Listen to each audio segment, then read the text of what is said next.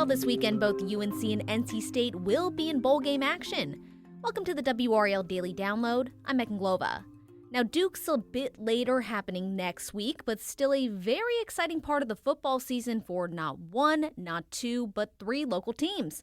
Joining us now to break it all down is WRAL sports reporter Luis Fernandez. Luis, thanks for being here. Happy to be here. Bowl season, happiest time of the year. Oh, yes. So let's begin with NC State. They are in the Military Bowl against another North Carolina school, East Carolina.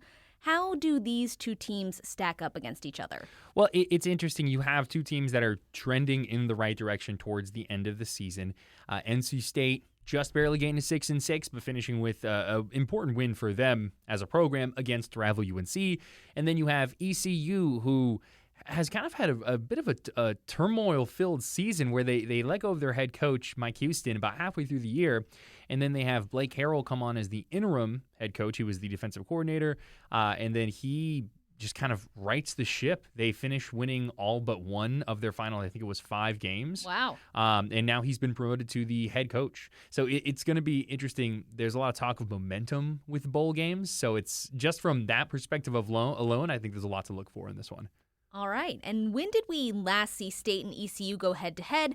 How did that game go, and how have the programs evolved since then? So 2022. Okay, not too long ago. Yeah, not too long. This, kind of in-state rivalry, in-state series, if you will. They faced off to start the season that year. And it was a tight one. And ultimately, if ECU would have made some field goals, they probably would have won that game. But it was a very tight, very close game. Since then, I think there's kind of been a bit of the status quo where NC State has had some high moments and had low moments. And then ECU, of course, letting go of Houston, their head coach at the time. And these teams have met in the past. They've had a bit of a series, obviously. They've played in a bowl game before. It was 1992, I believe, in the Peach Bowl. Okay. And ECU had a big comeback and ended up beating the Wolfpack late in that one. So fun things tend to happen. Interesting matchups tend to happen when these two teams face each other. Fantastic. And with that being said, what do you think each team is going to bring to this game, whether that be good or bad? Well, I think it's going to be that continuity is what they're looking for right now. What's interesting with bowl games in general right now in the current landscape of college football is sometimes they can be a little bit of a question mark because there's a lot of roster change. There's a lot of transition. And so it becomes this question of, okay, what are the changes going to be? What are the similarities? ECU has lost some players. NC State lost Casey Concepcion, one of their top receivers. So really for both of them, it's kind of a question mark because there have been so many changes. You're like, okay, what do we expect? What can we see here? And I think we're going to learn a lot quickly. It's one of those games where bowl games in general, I feel like you kind of get a good feel for it at the very beginning. So ultimately, I think both of these teams are going to try and continue their good play at the end of the season in this moment. All right. Well, that's what keeps it fun. Let's move on to UNC. They're taking on UConn in the Fenway Bowl. First off, a very interesting location at Fenway Park, home of the Boston Red Sox. But it's also a bit chilly in Boston compared to North Carolina. So any immediate thoughts on how or if weather is going to impact UNC? I don't think too much. Okay. I think really it's going to be mostly about just how UNC will be able to respond to the hiring of Bill Belichick. Mm-hmm. This is a moment for players, new and old, to try out, essentially, to show the pressure is on. Yeah, to show that they, want a spot, that they feel like they can play in a spot on this team. And anytime there's coaching change, you're going to have that kind of situation. Omarion Hampton, UNC's top running back, one of the best running backs in the country, is heading to the NFL draft. So how do you kind of replace him in this situation?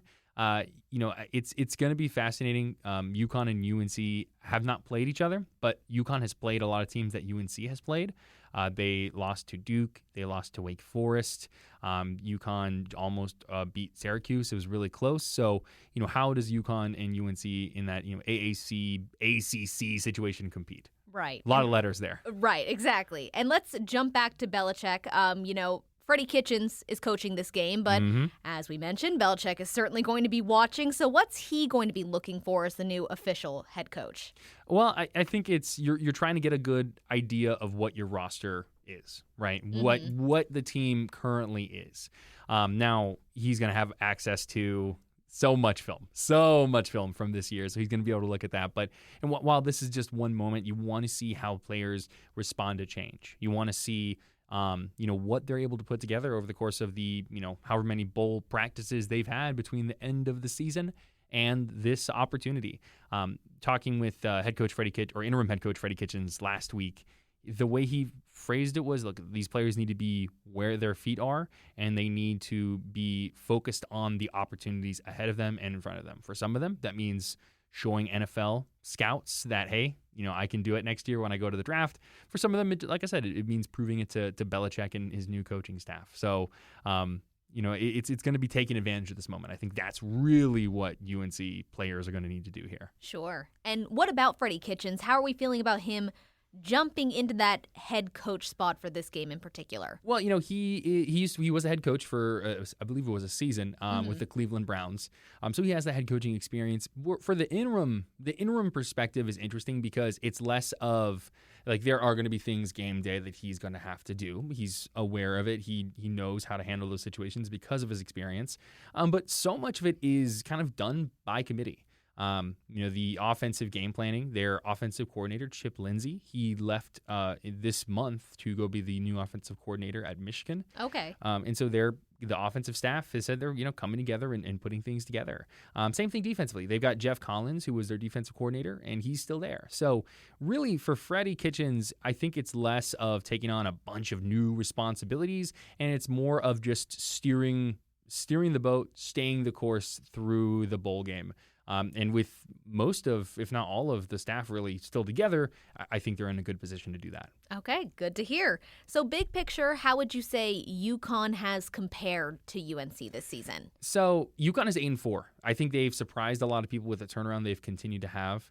They've played well in the AAC. They have had they've played some ACC opponents. They played Duke in Durham, and it was a tighter game. The score probably a little bit tighter than the actual game was.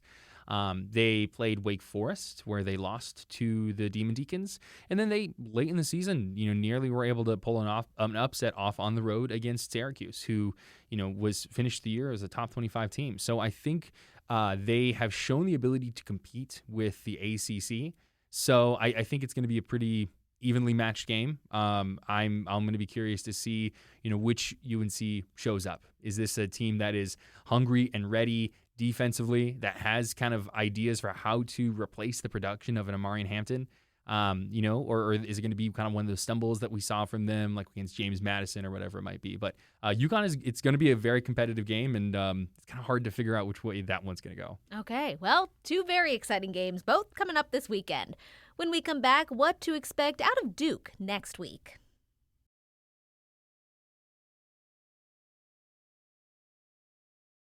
All right, Lewis, so Duke last to play out of these three teams on January 2nd in the Gator Bowl against Ole Miss. Any advantage to them having an extra week post-holiday to prepare for a bowl game? Well, I think, it's nice just for Duke in general, right, to be able to probably spend a little bit more time with family on the holidays. That's the one thing I think is always kind of like forgotten about a little bit with some of these teams is that, UNC and Duke, they were hitting the road on Christmas Eve. You know what I mean? So Duke has a little bit of an opportunity to do that. For them, it's the quarterback change that's going to be interesting. So their top two quarterbacks, Malik Murphy and Grayson Loftus, both entered the transfer portal. So neither one is going to be playing for Duke in the Gator Bowl. So the guy who's going to be getting the start is Henry Beelan IV. And Henry he started one game for Duke last year against NC State in a game that the Blue Devils won, but he only completed 4 balls. He had 2 touchdowns on 4 completions. He has been dealing with a lot of injuries, especially to his shoulder. And he said himself he wasn't healthy in the spring, and he finally feels like he's healthier than he's been in a long, long time. And this is an opportunity for him to get into the swing of things, being the starter again, and having an opportunity to get comfortable with everyone, and for them to adjust their offensive game plan a bit. Henry Beelan can run the ball a lot more and a lot better than Malik Murphy or Grayson Loftus could. So it'll be interesting to see if his legs can add a dimension to what Duke wants to do. Okay, and maybe that adjustment is going to be a challenge in itself, but what do you think the biggest challenge will be for Duke in facing an SEC team like Ole Miss? Well, I think it's just the talent level of Ole Miss, right? This was a team that was probably one bad loss away from making the college football playoff. Crazy. You've got someone like Jackson Dart at quarterback who is incredibly experienced and is one of the best quarterbacks in the SEC. Their defense has also been kind of chaotic and has been able to play really well this year. So for Duke, I think it's just going to be not, being ready for the moment in that sense. I assume that Ole Miss is going to be, come out pretty fired up and a little perturbed that, they didn't get a chance to play in the college football playoff.